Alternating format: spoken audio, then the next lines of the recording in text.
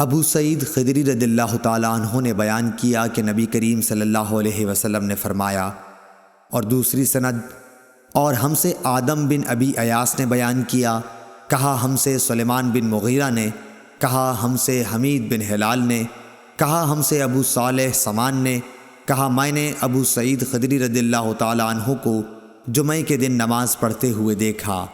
آپ کسی چیز کی طرف منہ کیے ہوئے لوگوں کے لیے اسے آڑ بنائے ہوئے تھے۔ ابو معید کے بیٹوں میں سے ایک جوان نے چاہا کہ آپ کے سامنے سے ہو کر گزر جائے۔ ابو سعید نے اس کے سینے پر دھکا دے کر باز رکھنا چاہا۔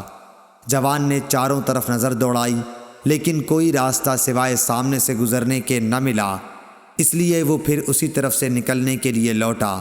اب ابو سعید نے پہلے سے بھی زیادہ زور سے دھکا دیا۔ اسے ابو سعید رضی اللہ تعالیٰ عنہ سے شکایت ہوئی اور وہ اپنی یہ شکایت مروان کے پاس لے گیا۔ اس کے بعد ابو سعید بھی تشریف لے گئے۔ مروان نے کہا، اے ابو سعید، آپ میں اور آپ کے بھتیجے میں کیا معاملہ پیش آیا؟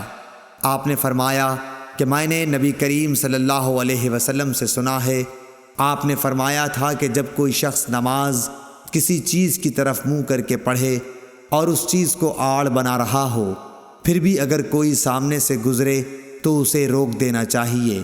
اگر اب بھی اسے اصرار ہو تو اس سے لڑنا چاہیے، کیونکہ وہ شیطان ہے۔